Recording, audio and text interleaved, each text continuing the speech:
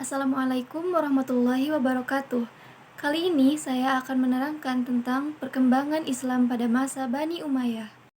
Dengan berakhirnya kekuasaan Khalifah Ali bin Abi Thalib, maka lahirlah kekuasaan Bani Umayyah sebagai penerus pemimpin umat Islam.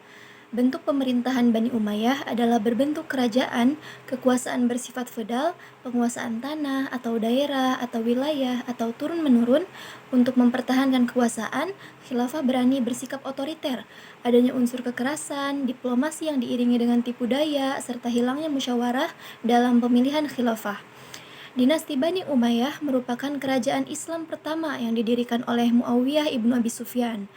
Nah, perintisan dinasti ini dilakukannya dengan cara menolak pembaiatan terhadap Khalifah Ali bin Abi Thalib. Kemudian ia memilih berperang dan melakukan perdamaian dengan pihak Ali dengan strategi politik yang menguntungkan baginya. Nah, terlepas dari persoalan sistem pemerintahan yang diterapkan, sejarah telah mencatat bahwa dinasti Bani Umayyah adalah dinasti Arab pertama yang telah memainkan peran penting dalam perluasan wilayah, ketinggian peradaban, dan menyebarkan agama Islam ke seluruh penjuru dunia, khususnya Eropa, sampai akhirnya dinasti ini menjadi adik kuasa. Sejarah berdirinya Bani Umayyah. Nama dinasti Bani Umayyah diambil dari Umayyah bin Abdul Syam, kakek dari Abu Sufyan. Umayyah segenerasi dengan Abdul Muthalib, kakek Nabi Muhammad SAW, dan Ali bin Abi Thalib.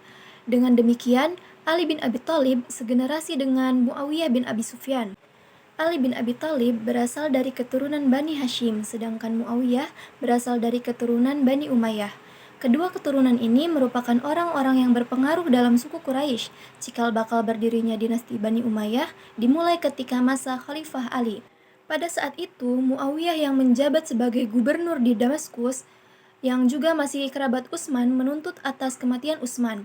Dengan taktik dan kecerdikannya, ia mempermainkan emosi umat Islam. Muawiyah tidak mau menghormati Ali dan menyudutkannya pada sebuah dilema menyerahkan pada pembunuh Utsman atau menerima status sebagai orang yang bertanggung jawab atas pembunuhan itu, sehingga ia harus diturunkan dari jabatan khalifah.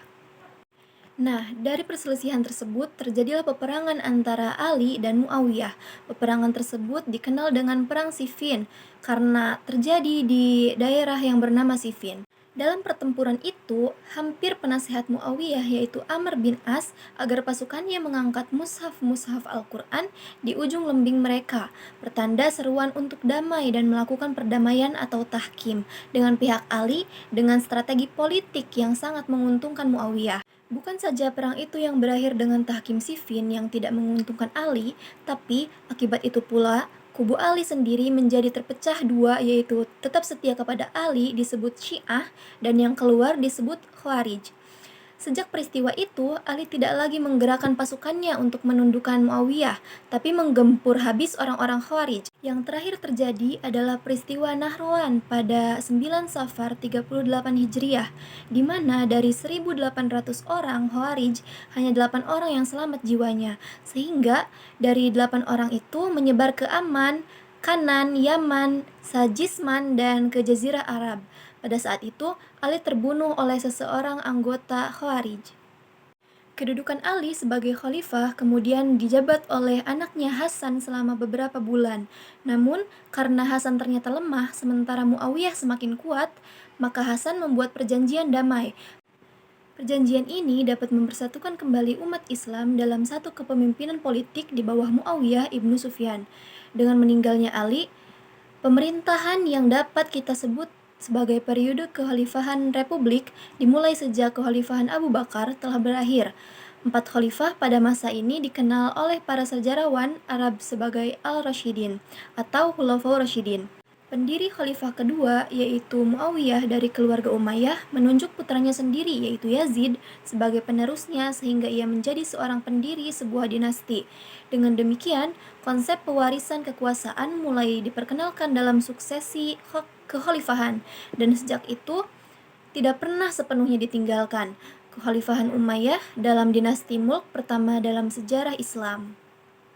Selanjutnya ada nama-nama khalifah dinasti Bani Umayyah. Yang pertama, Muawiyah bin Abi Sufyan. Yang kedua, Yazid bin Muawiyah. Yang ketiga, Muawiyah bin Yazid. Yang keempat, Marwan bin Hakam. Yang kelima, Abdul Malik bin Marwan. Yang keenam, Walid bin Abdul Malik. Yang ketujuh, Sulaiman bin Abdul Malik. Yang kedelapan, Umar bin Abdul Aziz. Yang kesembilan, ada Yazid bin Abdul Malik. Yang kesepuluh, Hisham bin Abdul Malik. Yang kesebelas, ada Walid bin Yazid. Yang kedua belas, Yazid bin Walid. Yang ke-13 ada Ibrahim bin Walid, dan yang terakhir yang ke-14 ada Marwan bin Muhammad. Nah, selanjutnya ada peradaban Islam pada masa Bani Umayyah.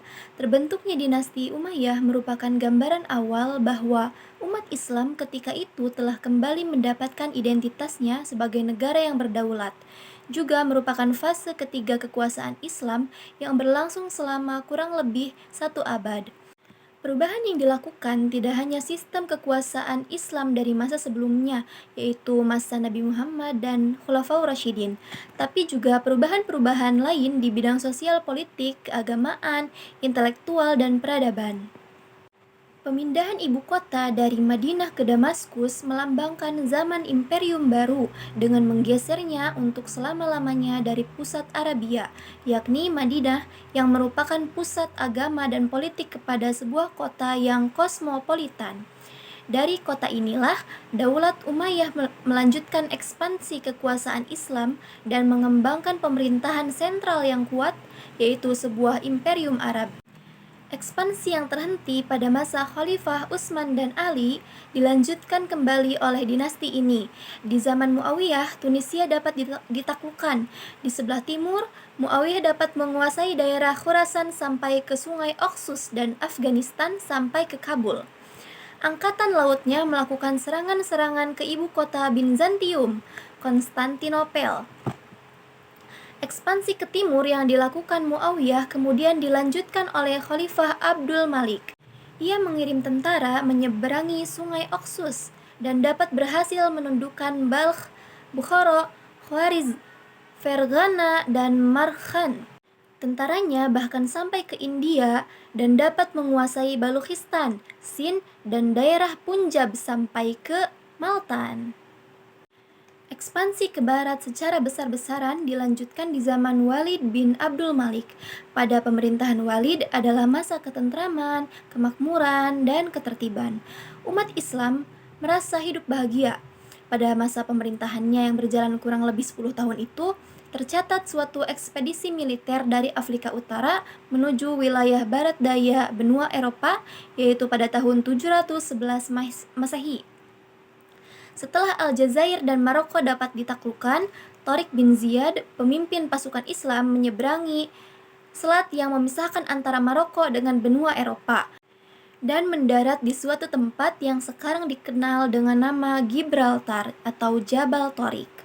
Tentara Spanyol dapat ditaklukkan. Dengan demikian, Spanyol menjadi sasaran ekspansi selanjutnya. Ibu kota Spanyol atau Cordova dengan cepat dikuasai, menyusul kota-kota lain seperti Seville, Elvira, dan Toledo, yang dijadikan ibu kota Spanyol yang baru setelah jatuhnya Cordova. Pada saat itu, pasukan Islam memperoleh kemenangan dengan mudah karena mendapat dukungan dari rakyat setempat yang sejak lama menderita akibat kekejaman penguasa. Di zaman Umar bin Abdul Aziz, serangan dilakukan ke Perancis melalui pegunungan Pirani. Serangan ini dipimpin oleh Abdurrahman ibnu Abdullah al-Ghafiqi. Ia mulai menyerang Bordeaux, Poitiers. Dari sana ia menyerang Tours. Namun dalam peperangan di luar kota Tours, Al-Qafi terbunuh dan tentaranya kembali ke Spanyol. Di samping daerah-daerah tersebut, pulau-pulau yang terdapat di Laut Tengah juga jatuh ke tangan Islam pada zaman Bani Umayyah ini. Selain keberhasilan Bani Umayyah dalam ekspansi wilayah, Bani Umayyah juga menorehkan prestasi dalam bidang pembangunan fisik. Pembangunan fisik tersebut adalah yang pertama, membangun pos-pos serta menyediakan kelengkapan peralatannya. Yang kedua, membangun jalan raya. Yang ketiga, mencetak mata uang. Yang keempat, membangun panti asuhan. Yang kelima, membangun gedung pemerintahan. Yang keenam, membangun masjid. Yang ketujuh, membangun rumah sakit. Dan yang kedelapan, membangun sekolah studi kedokteran. Sampai jumpa kembali. Terima kasih. Wassalamualaikum warahmatullahi wabarakatuh.